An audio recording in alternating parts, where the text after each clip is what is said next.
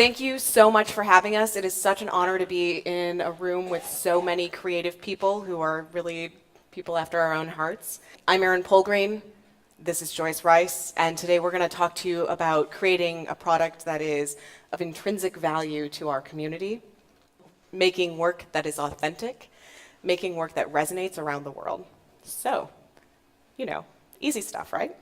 So we are the co-founders of Symbolia. It's a digital magazine that merges comics, in-depth journalism, and interactivity.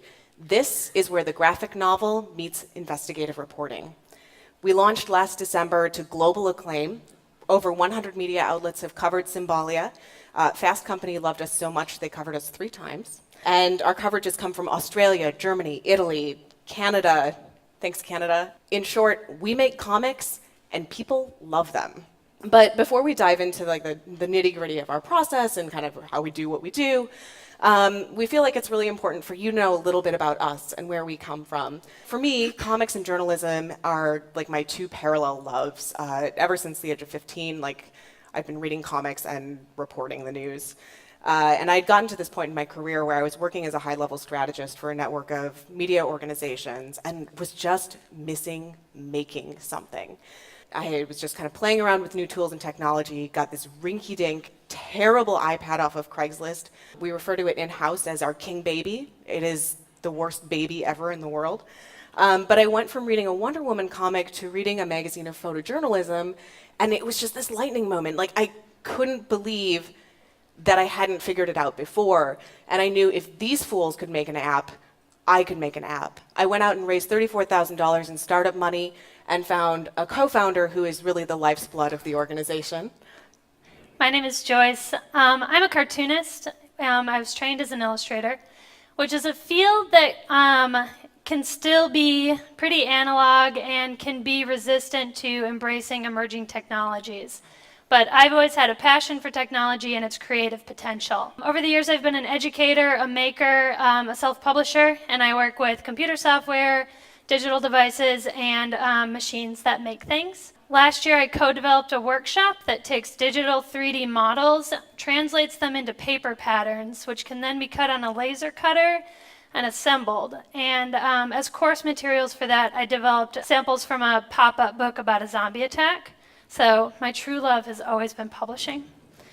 I love work that merges traditional practices with emerging technology, and I'm always hungry to experiment with the way technological advances can influence and enhance art making. So with Symbolia, I'm really excited to elevate the comics medium as a whole, and I'm also really excited about the interactive possibilities. So Symbolia came out of a very real need that is facing the journalism and design communities right now. Basically, 2 sectors that are vital to human communication, journalism and design, are facing amazing opportunities, but they're also kind of breaking down due to economic pressures. It's starting to become apparent that the old models don't work anymore. And this is not because consumers don't value journalism or creative work. And in fact, comics have been increasing in popularity and exposure. But it's because we're kind of moving away from prose-only communication, and hybrid visual media is the future. We're living in a meme-driven world. So yeah, funds are scarce in both places, and that means experimentation, which is so important to innovating and connecting with people in new ways. If you don't have money, that stuff is risky and expensive, and it takes the back seat. My grandfather was an engineer with 3M, and he greatly valued that 15% time that he had in his daily working life to step aside from his sort of regular projects and think about the big picture and think about how tinkering with this one tool could lead to the invention of something great. So Joyce and I, faced with all of this firsthand experience and this desire to go back to making, we saw an opportunity to engage in a radical multimedia interdisciplinary experiment that would merge these 2 fields that are pretty distinct. Comics journalism isn't a new thing. We're really building on an existing tradition. And in fact, we're so honored to be presenting at the MCA while the Daniel Klaus exhibit is up. It's phenomenal, and his work is amazing. We're going to show you a few quick examples to kind of ground your understanding of where comics and journalism can meet. Joe Sacco is frequently credited as popularizing the medium. He's been publishing investigative journalism through comics since the late 80s. And he's published books on conflict in the Middle East and elsewhere that are really powerful in a way that written reporting can't be. Symbalia is a key player in a new visually driven era for reporting and publishing. Comics journalism resonates strongly with readers, especially in digital spaces, and we're starting to see more and more comics crop up in the media. Magazines like Savor are publishing comics. News sites like Medium and Vice are hiring cartoonists to cover material. And Symbalia recently started working with American Public Media to co-publish comics journalism. So this stuff is insanely popular, but why? We produced this infographic for the Columbia Journalism Review to explain our theories about comics journalism and its uses in the world. We believe that comics journalism can be used for all kinds of stories, and we'll talk to you about that later. But for us, the question is really, why does illustration make a difference? And it all boils down to a theory of comic scholars Scott McCloud, and please read Understanding Comics. It's a fantastic book for any storyteller out there. But he believes that when we look at simplified images, it's easier for us to place ourselves in those images and interact with the scenery around that image itself. So when we're looking at cartoons, we're identifying with the characters in that cartoon on a deep emotional level. I mean, I know that sounds crazy because, like, who really identifies with Garfield the cat? But when you're talking about Palestine, for example, that's a really powerful way to bridge borders. So all of that said, this is Symbalia. We publish every other month. We have an interactive iPad app in the App Store. We also do a PDF edition. Our stories are global. They come from all over. We cover psychedelic rock in Zambia. We've covered California's Salton Sea, rollerblading in Suleimania, and Joyce will show you a little bit more about that in a moment. But we also provide content partnerships, training for emerging illustrators and journalists, and we also collaborate with other media organizations to create dynamic stories. It's really important for us to contribute, or to make sure that our contributors are compensated, so all of our work is available behind a subscription paywall. I'm a firm believer that you don't get great work out of people unless you support them, unless you train them up. So we compensate our contributors, and we also communicate that back out to our subscribers that by subscribing, you are investing in a new medium and supporting it. When we first got going, this was the audience we were looking to meet, was this kind of sweet spot between technophiles and comics fans and journalists.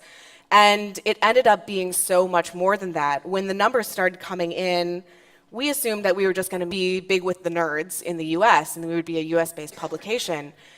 In fact, 55% of our audience is based in the US, 55% of our paying audience, 45% is elsewhere. We are a global news organization, which is absolutely astonishing. Our work resonates in places like India, France. We have concentrations of subscribers in Australia and Denmark. And we have a few theories about this. One is that comics are an incredibly powerful teaching tool.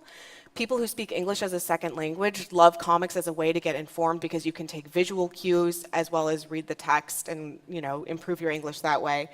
But they also make complicated stories accessible to a larger audience. Knowing that we're a global organization really validated the role of comics in storytelling and as a powerful medium for connecting with people to me. And it's really connecting our readers to new ideas and concepts around the world. Symbalia creates a place for all kinds of stories. Up here we've got a story about the Museum of Copulatory Organs in Sydney, Australia. That's a really sweet insect penis.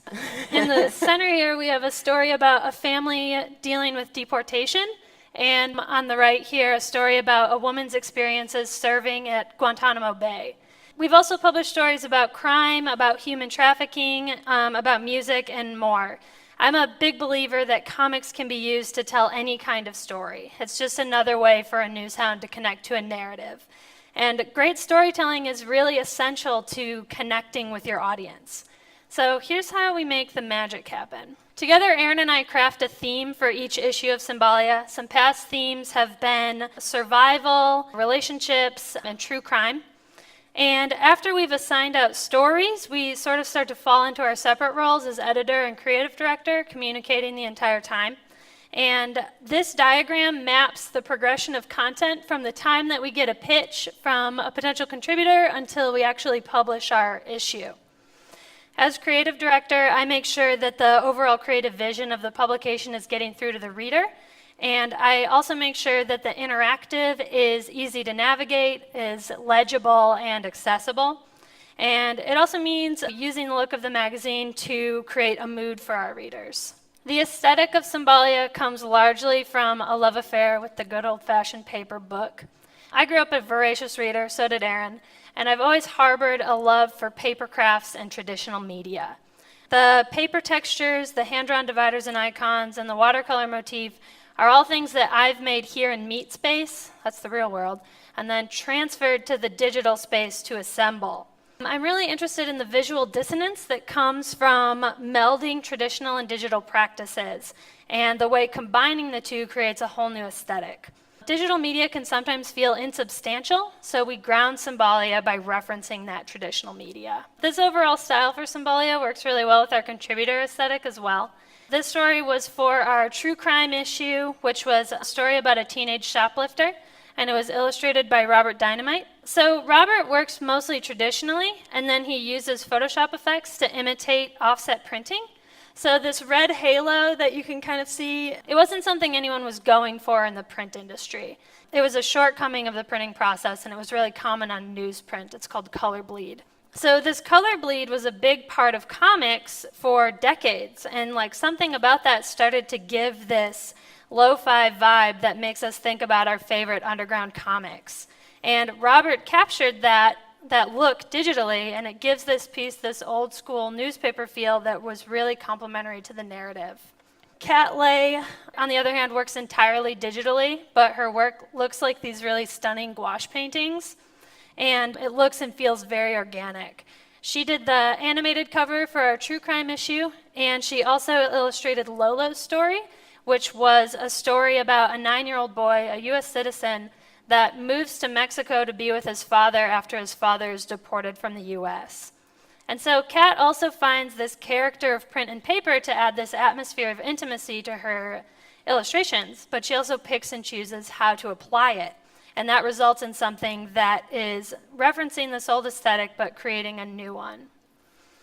And we also use these effects to more practical means as well. For Sarah Glidden's piece, The Rollerbladers of Suleimania, she hand-painted her story after she went on a reporting trip with the Common Language Project through the Middle East. Her piece has a lot of really moving negative space to show how her characters are kind of in flux. But when we were testing it on the iPad, we found that the white space had a totally different effect on a screen than it would have had on paper.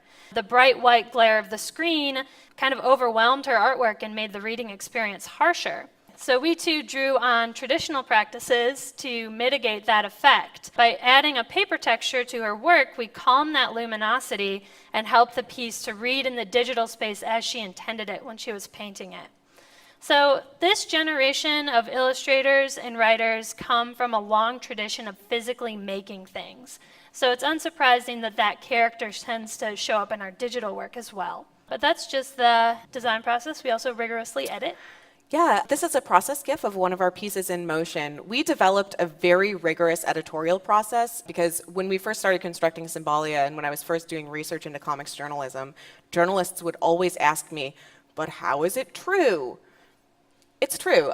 So our editorial process kind of breaks out into 3 parts, and that's first, we ask for really simple thumbnails after the reporting has been done. This is really just stick figures and squiggly lines so that we can understand what the narrative arc of the piece is going to be, and we'll give edits based on that. 2, we go to the penciling stage where we request layout changes, we fact-check images and text for accuracy, and then we copy edit. And fact-checking images is actually very important.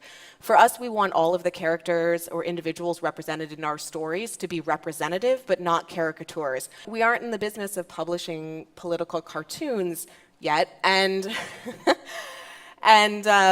we need to make sure that somebody looks like they actually look, and it's not as if the creator is making fun of them. Finally, we do one last copy edit for once things are colored and catch things related to interactivity or coloring that may be inconsistent.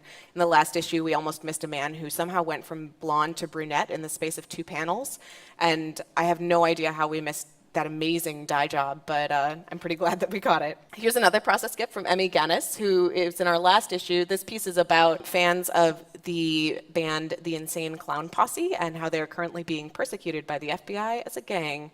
Sympathy for juggalos. It's fascinating. So after we make it through our editorial schedule, we start testing the comic in the app. And this is something that we discovered that was really important that I really recommend creative people take on is user testing. We started putting like Symbolia in people's hands and just sort of watching what they did with it. And usually it was people who had no idea how to use an iPad. So we wanted to make sure everything was very organic and intuitive. And we're so glad we did it because we had this idea for a story that, let me tell you, it was going to be a game changer. It was going to totally like blow apart the way that we understand narrative. It was a hybrid comic and radio piece. So cool, right? But once we got it on the page, it was actually illegible. Like, people read things visually faster than they can listen to things, and so everyone who looked at it was completely confused and had no idea what the narrative arc was. We had to take it back to the drawing board, literally, and actually recreate the piece as a hybrid prose comics and add a few audio elements to complement it. So even when you make all of these rules and do all of this testing, things don't read across devices. And so I'm going to share with you one kind of challenging case study that was a really big learning curve for all of us in terms of typography, page layout, kind of how to guide the reader's eye through the page, and how to keep something funny. And it all has to do with sexbots. More importantly, how do sexbots fall in love?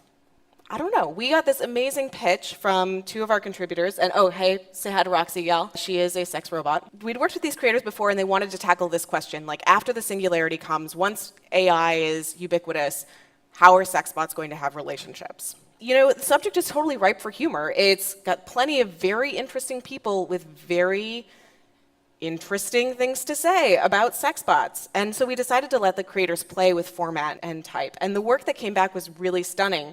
It had these playful drawings, there were these killer quotes, but as I was editing it, I noticed that it was like all of these funny lines were completely lost in the layout. Like, I can see all of you guys like, kind of, what does it say up there? That was the experience we had. So I'm gonna walk you through how we actually edited to heighten the situational humor of the story. This is my very analog lightboxing process where we print something out using the draft setting on your printer because I'm a cheapie. And we traced over it and just played with the different elements on the page to see what we could do to not only help the reader's eye focus in using different visual cues, but to also create a hierarchy of pieces on the page. The end result is this, and I'll read it to you all. It's pretty simple, says Roxy inventor Doug Hines. We will love sex robots if they share our interests. The personality of the person is modeled in the robot. If you like Herman Melville, then she would be more inclined to read a Herman Melville book for you. Or, if you were following sports, the robot would be able to communicate information about your sports teams. She has emotions too. For instance, she snores. The combination of a central image, a secondary image, so our central image here is our dude bro eating a taco with his sexbot girlfriend, and then we've got chibi Doug Hines up there talking to us, and then well-organized word balloons actually allowed us to make this piece funnier and more legible and more relatable to our audience. And so I'll just really quickly show you, we went from this to this, and just simple design changes in terms of thinking about typography and layout really make a difference. So, and beyond copy editing and sort of layout editing, we plan for interactive elements as well. So there are no tried and true ways to navigate this landscape. It's sort of constantly changing. So we thought, and we continue to think about how we can push the medium. We're really interested in exploring how other kinds of media can inform comics making. As an interactive publication, Symbolia stories have audio, they can have video, animation, movable layers that the readers move around, and other elements to shape and enhance the reading experience. One example, we've done 2 stories now about musical groups, and we've been able to include their music with the story. It's really neat to be producing a comic about a band and then to be able to share their music accompanying the illustrations. For inspiration, Symbalia looks to a long line of innovative small press publishers. If you can find a good art library or alternative publications library, there are plenty to look at. If you live here in Chicago, we have the Chicago Underground Library. But you can see tons of examples, but my favorite magazine to look up to is Raw, which was the comics anthology produced by Françoise Muley and Art Spiegelman in the 80s. And they printed it and bound it themselves in their home. Raw included elements to allow the reader to further engage and interact with the magazine, like trading cards and chewing gum and sound clips on discs. This was the 80s. And long before the interactive publishing as we know it now existed. So Raw was pushing publishing in the 80s, and that makes us ask ourselves, how can we push publishing now? We really want to make Symbalia a place to try new things and really, not just elevate the mediums of comics and elevate the possibilities for storytelling and journalism, but actually think about the new ways that tomorrow's readers are actually going to be consuming content. We launched the same day that The Daily, which was the first iPad-only tablet native publication, closed, and the internet was just a bustle. A lot of the coverage that we got was sort of like, didn't these dummies learn anything from The Daily? This multi-million-dollar operation. We're not The Daily. We're doing great. We're scrappy, we're small, we're always testing our assumptions. And that's really important because there are new platforms and capabilities all the time. Since we started working on Symbalia an hour and a half ago, guys. We started this magazine an hour and a half ago. It's been a busy day. It's a very busy morning.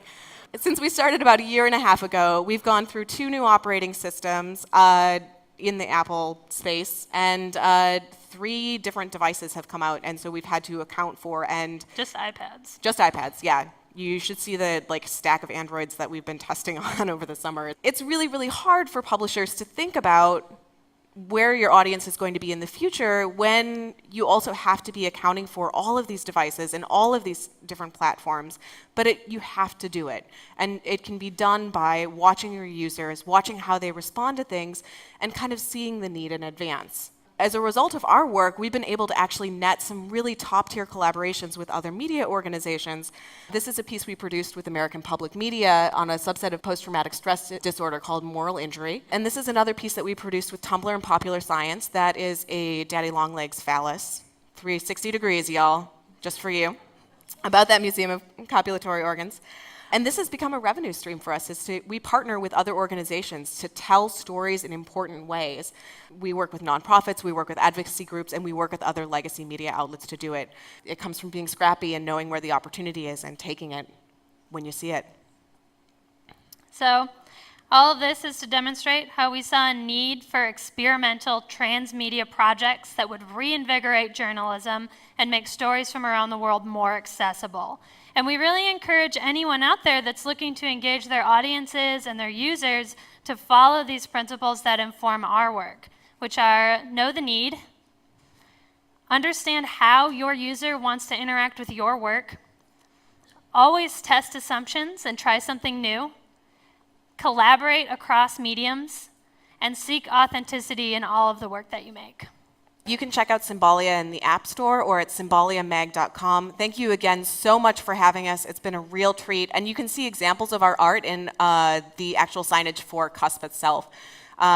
We are so glad to have been here. Thank you so much for having us.